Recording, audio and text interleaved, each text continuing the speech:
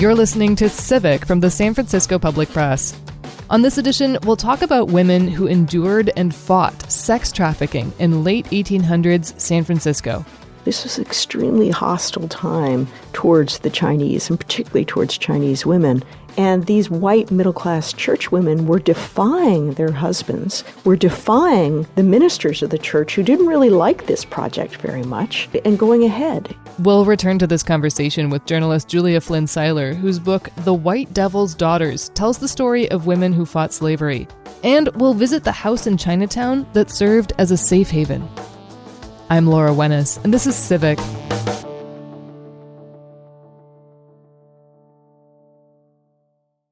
Before we start, a warning that this episode discusses sexual and racial violence and human trafficking. It's 2019, and I'm heading down the stairs to the basement of a community center in Chinatown. Yolanda Kwong is leading the way. She's director of social services ministry at this center called the Cameron House. Wow, restricted area. I'm getting special access here. Okay, it's exciting. Sorry, it's kind of messy because we have camping trips coming up. Where do you think the tunnel's at? I don't even know where we're at. We're in a basement. We're a 5-story building, so this is basement. And there's a tunnel, it's a famous tunnel where Miss Cameron and her staff would take or lead the girls through this tunnel, because when the snakeheads or the masters came knocking on our doors to try to take the girls back in the days, Miss Cameron and her staff would take these girls and lead them through this tunnel, which we heard it leads into Chinatown so that they can escape from their owners. Wow. You heard right, their owners. Women and girls were brought to this house in the late 1800s and early 1900s as a safe haven from their traffickers. I went in there myself just to see what it was like, and you have to kind of go through the pipes and you can stand up, but it's really dark and the ceiling is really low as you get further down. But there's a cement wall that blocks it off now, because who knows, there's an exit, there's an entrance. We don't want people to come in, through those other ways. And so, but just kind of imagining back in the days while you're running for your lives, just going in through this tunnel, just being very dark, very claustrophobic, and just don't know where, it may end or where your life will be at in the next second. To understand how women got to the point where they were shepherding each other through a dark, claustrophobic tunnel under the city streets to an uncertain fate, we have to get a sense for mid to late 1800s Chinatown. A few years ago, I talked with journalist and author Julia Flynn Seiler about her book, The White Devil's Daughters, The Women Who Fought Slavery in San Francisco's Chinatown. Paint a picture for me of what San Francisco was like at this time for Chinese immigrants, because we're talking here about Chinatown and what happened in Chinatown. And these are people who are coming into a country that is pretty directly hostile toward Chinese immigrants. What world were they coming into as they arrived? They were coming into a very violent world in which there was a great deal of antagonism and also legal harassment of them. Many Chinese men had come to the West Coast to help build the railroads and mine for gold and build the state. And then once the gold rush was ended, those Chinese men often ended up coming back to San Francisco, which was the capital of Chinese America at that time. It was the biggest city in the United States for Chinese immigrants. And in Chinatown itself was roughly, at that point, an 8-square block area, kind of at the heart of the city. And it was highly concentrated. There were something like 12,000 people living in Chinatown at that point. Almost all of them were men. And it was so crowded that, for example, men would take turns sleeping in the same bunk. So you'd have a man sleeping for 8 hours, then another man for another 8 hours, another man for another 8 hours. And as I mentioned, there were a number of legal actions taken by the state and by the country to essentially harass the Chinese. There were ordinances that regulated the way that produce was carried. There were ordinances stating that Chinese men had to have their queues cut if they ended up in jail. And that, of course, was a very dramatic move on the part of the white world towards the Chinese, because for them, for the Chinese men, those cues were representative of their loyalty to the home that they planned to return to. And to be clear about the ordinances about how produce is carried, that meant that people couldn't carry produce on poles across their shoulders, right? Which is a practice that was common in Chinatown. Yes, that's exactly right. And they were essentially just different ways to harass the Chinese.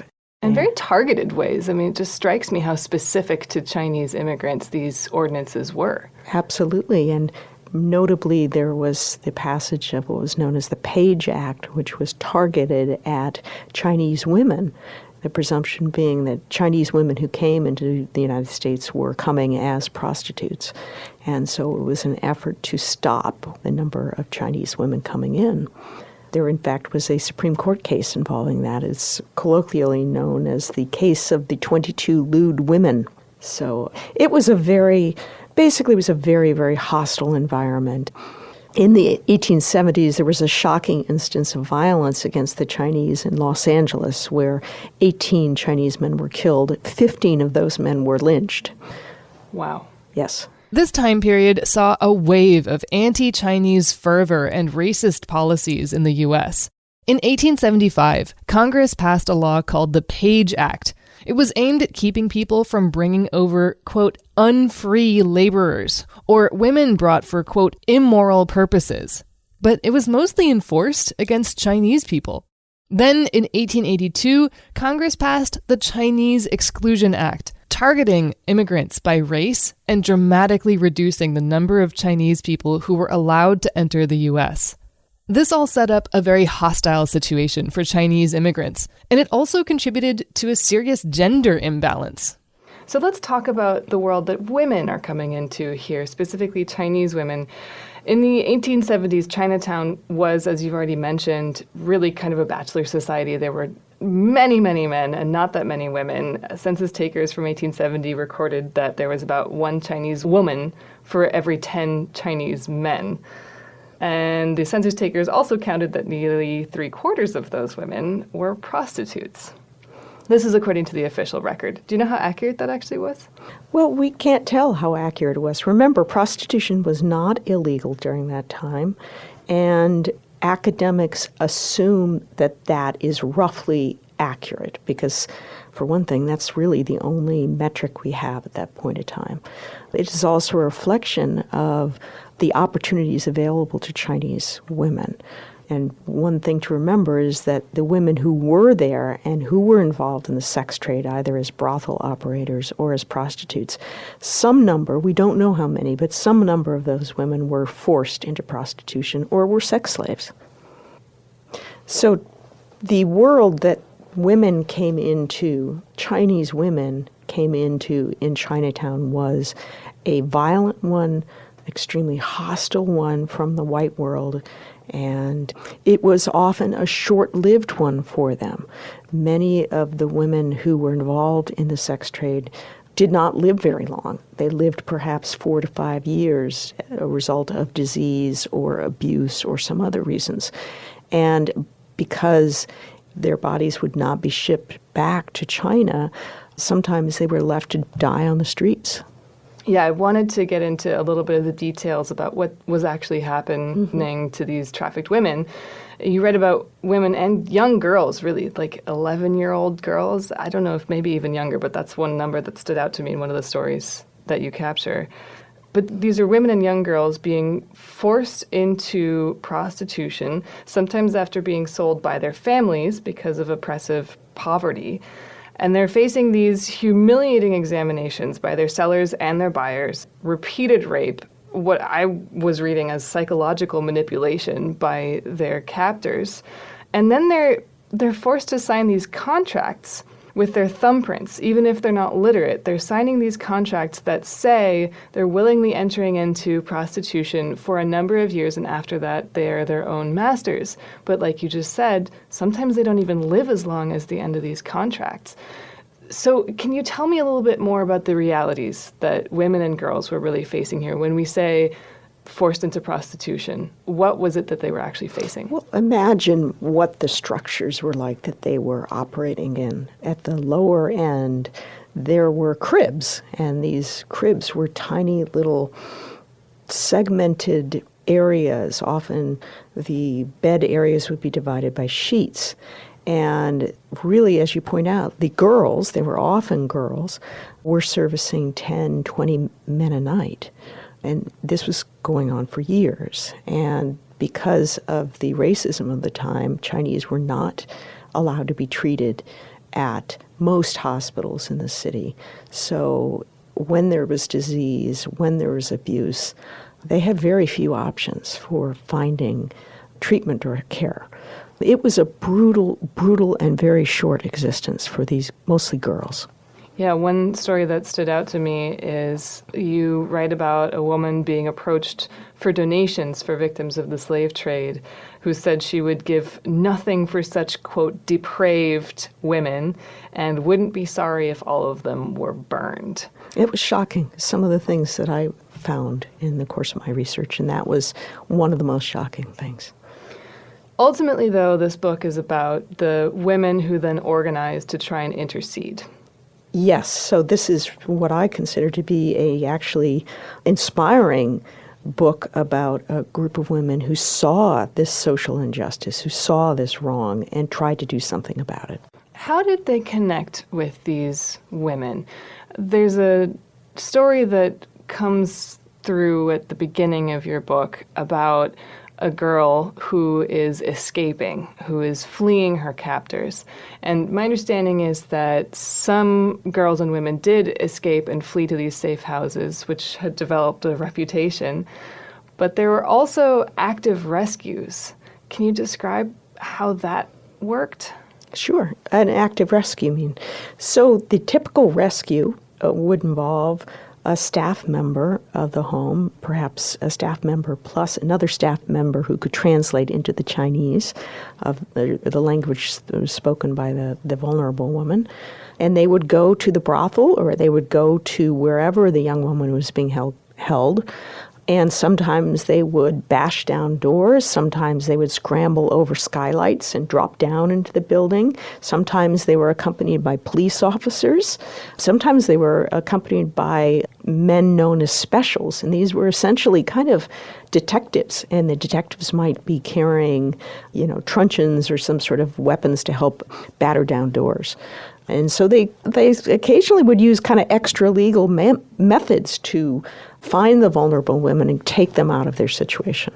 The issue of law enforcement involvement is complicated. In some cases, police helped with the rescues. In others, news reports and other evidence suggests officers took bribes from and assisted the traffickers.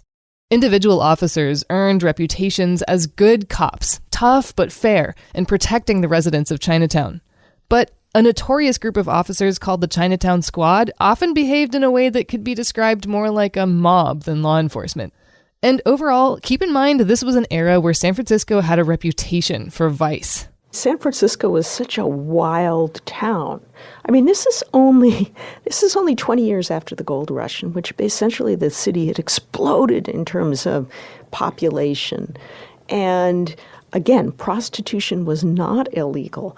And the Barbary Coast, which was the vice district adjacent to Chinatown, was exploding. It was a source of enormous revenue and attraction for the city. Visitors would come to visit the Barbary Coast and its brothels and its gambling dens and so forth and so on, most famous for sailors being shanghaied from there and shipped unknowingly or transported unknowingly onto ships so that they would be forced into labor.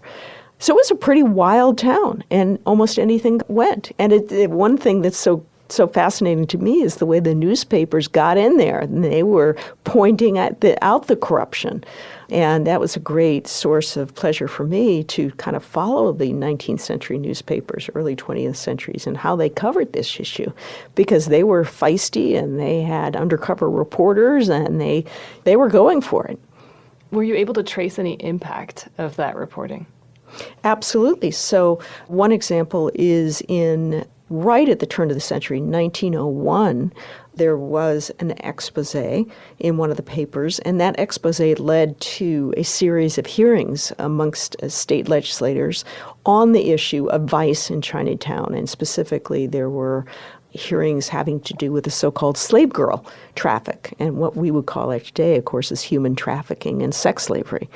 And the girls and the young women of the house that I write about, 920 Sacramento Street, testified behind closed doors in front of those legislators. And the legislators, in turn, ended up passing one of the first anti-trafficking measures in the state.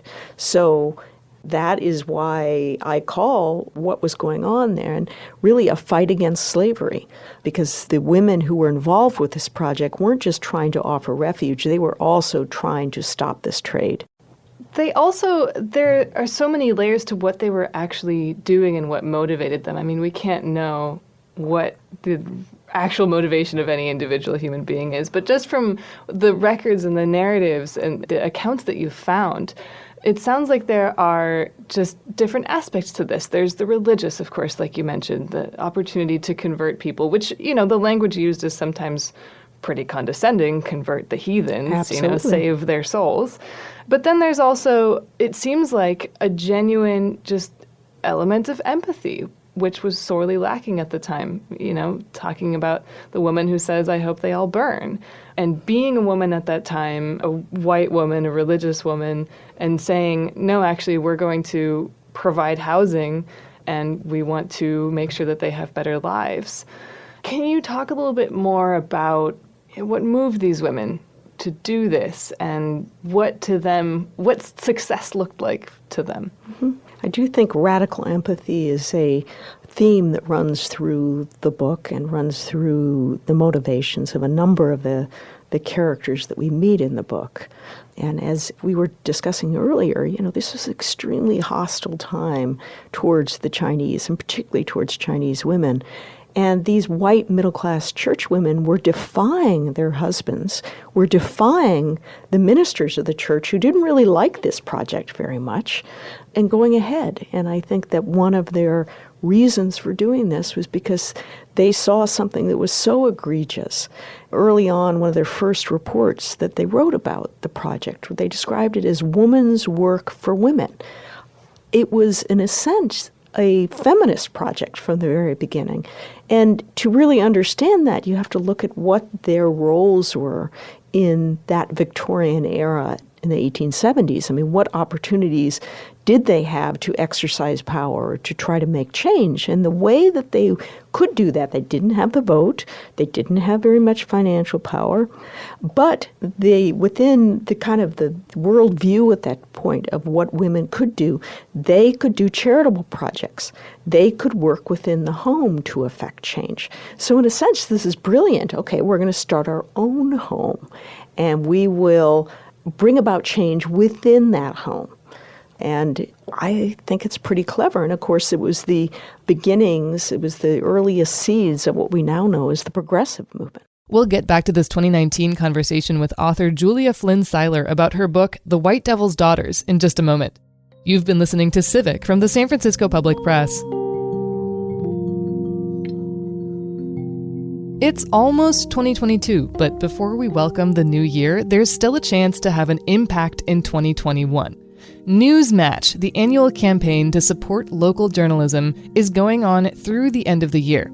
Head to sfpublicpress.org to make a donation, and it'll be matched, doubling your support. Whether it's one time or ongoing, your contribution is deeply appreciated. Thank you so much. Let's hear more from Julia Flynn Seiler about her book, The White Devil's Daughters, and from the people who run Cameron House today. As a reminder, these interviews were recorded in 2019, so some references may be out of date. Pre-pandemic, when you stepped inside the Cameron House on a normal weekday, you'd likely hear kids engaged in some of the various development and learning programs here. These days, the Cameron House is a multi-service agency, offering everything from youth programs to empowerment for domestic violence survivors to counseling to cancer support groups to ESL classes. So you see there's a mural on the walls that tells the history of the home. And I think this mural was painted in the 1940s maybe. But there's some just wonderful episodes. You see Donaldina Cameron on the rooftop engaging in what she called rescue work at that time. You see the flames coming out of the building, 1906 earthquake.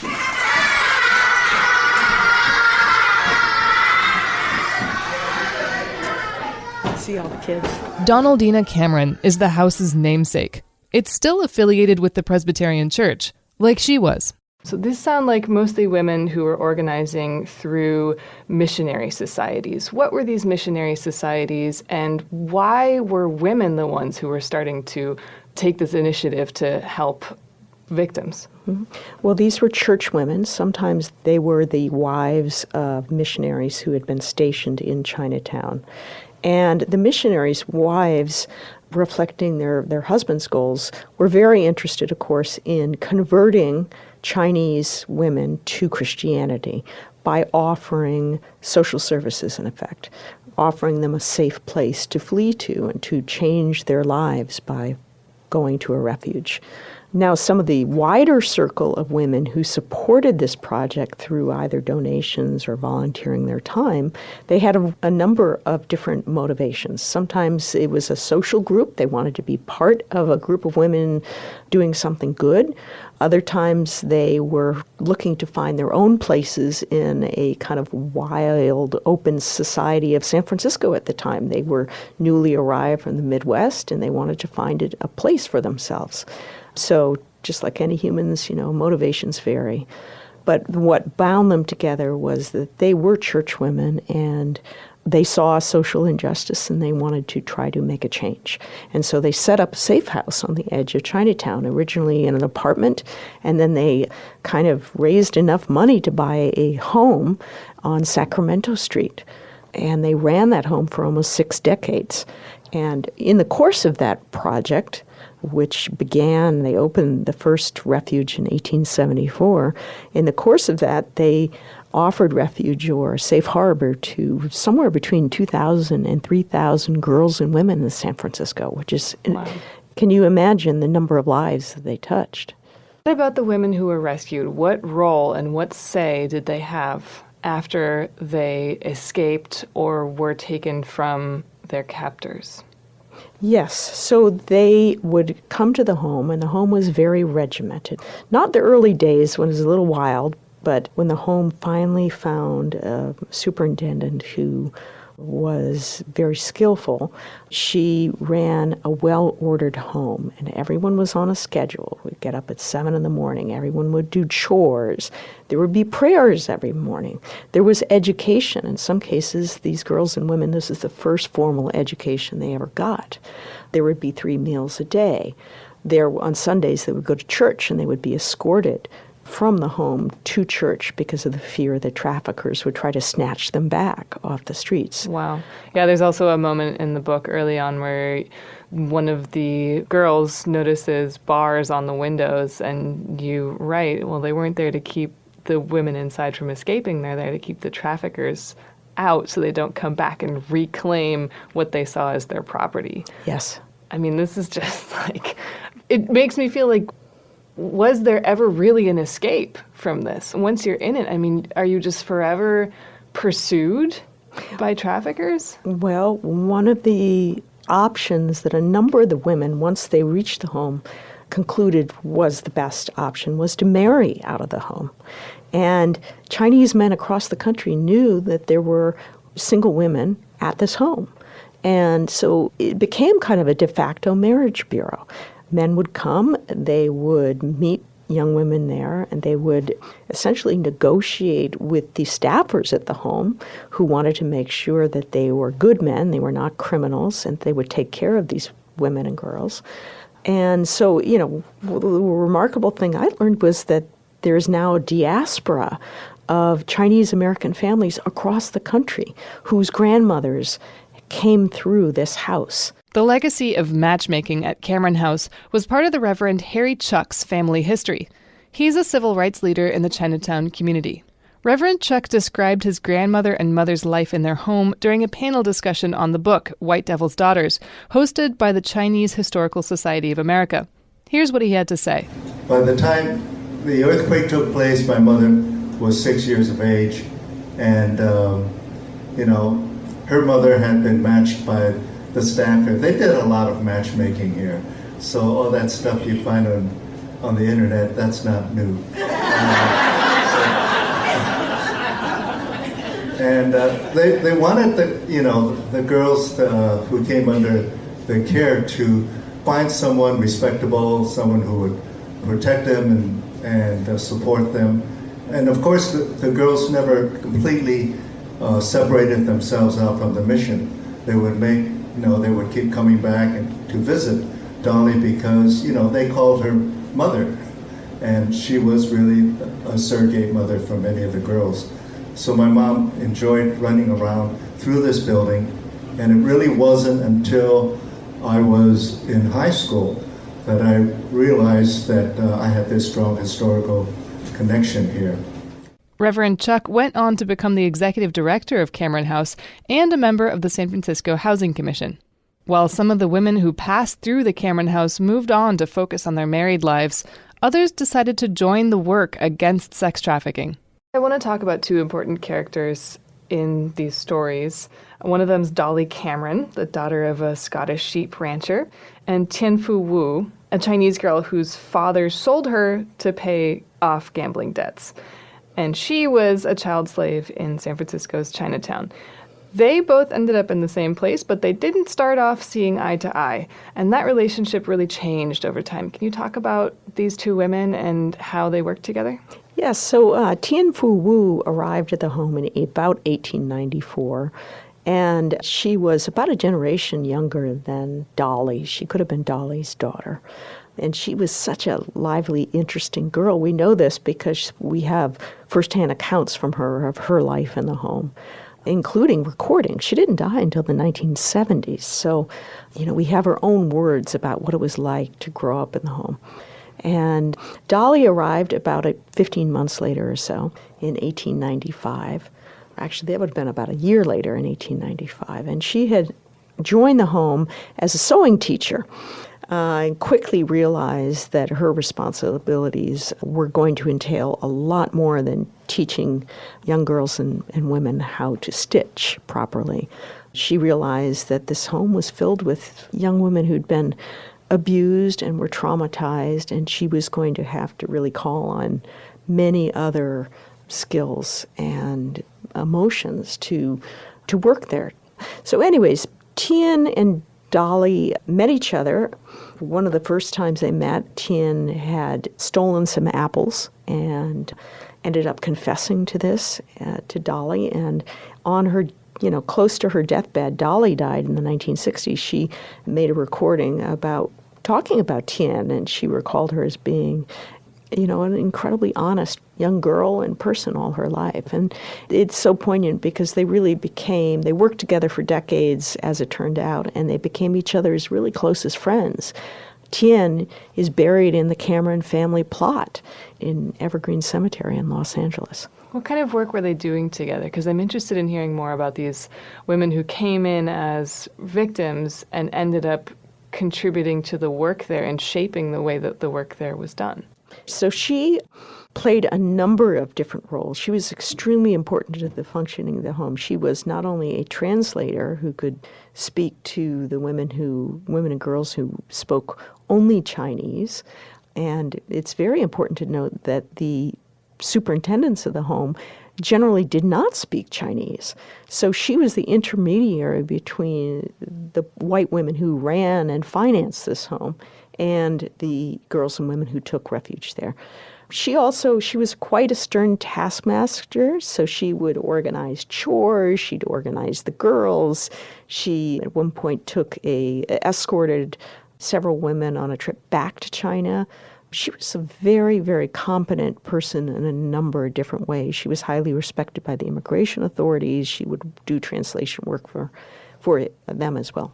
One of Donaldina Cameron's descendants shared her memories of her great-aunt, Donaldina, and of Tianfu Wu at a panel discussion at Cameron House, hosted by the Chinese Historical Society of America. I am the grandniece of Donaldina Cameron, and I think she must have been almost 80 when I was born.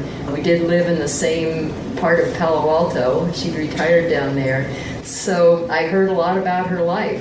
We'd go over to her house for birthdays and Christmases and other events. So we saw quite a lot of her. She told stories. She told stories about, the 1906 earthquake and about, her life.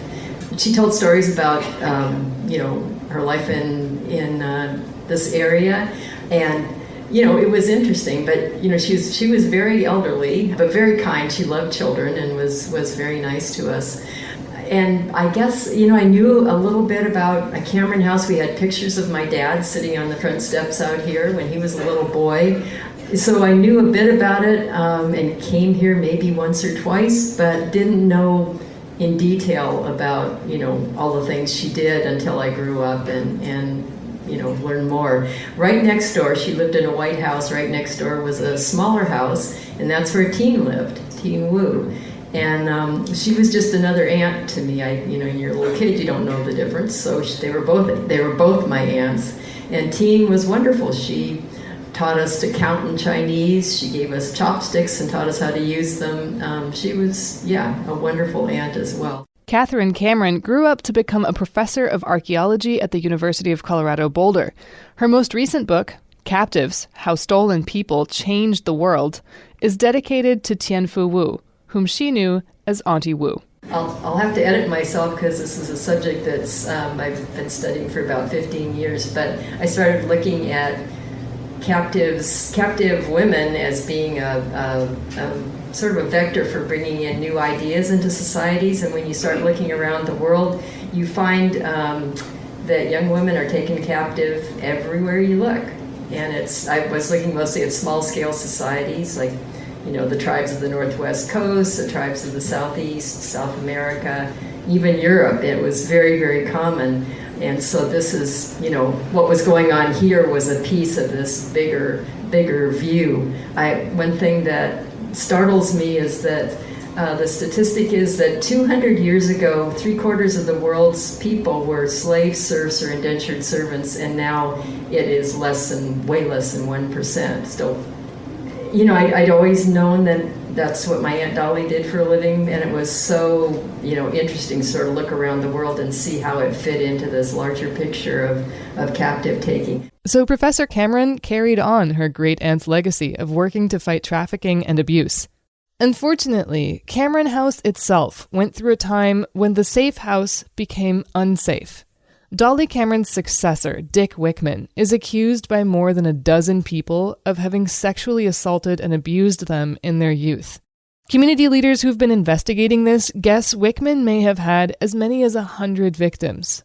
After the allegations started to surface, Wickman resigned from the Presbyterian denomination, so the question of whether he was guilty or innocent was never formally adjudicated before he died. Wickman was also white and didn't speak Chinese, and reportedly imposed his own cultural norms on the Chinese American youth that he considered himself a mentor to. The Cameron House, religious leaders in the local Presbyterian church, survivors, and their loved ones launched a multifaceted healing process to address this. They've created a documentary about the allegations and about their process. You can find it at ourhealingjourney.org. And Julia Flynn Seiler also investigated the allegations in a story for Alta Journal, which you can read at altaonline.com. Thanks to Cameron House for allowing us to tour the building and share its history back in 2019. Thanks also to the Chinese Historical Society of America for permission to air excerpts of their panel discussions. You can read more at chas.org. You can see the full conversation recorded by the Chinese Historical Society on their YouTube channel or the Cameron House website at cameronhouse.org. You can find an extended version of this show and the original 2 episodes it draws from at sfpublicpress.org. I'm Laura Wennis, and you've been listening to Civic. Civic comes to you from KSFP-LP at 102.5 FM in San Francisco. Our theme music is by John Dillon. Our team includes producer and contributor Mel Baker and assistant producer Liana Wilcox. KSFP is a project of the San Francisco Public Press, a nonprofit investigative newsroom. Find our reporting at sfpublicpress.org. Our staff here includes publisher Lila LaHood, executive director Michael Stoll, assistant editor Noah Arroyo, copy chief Kurt Aguilar, photojournalist and reporter Jessica Prado, and reporter Nula Bishari. Civic airs Tuesdays and Thursdays at 8 a.m. and 6 p.m. on KSFP. New episodes every Thursday. Thanks for listening.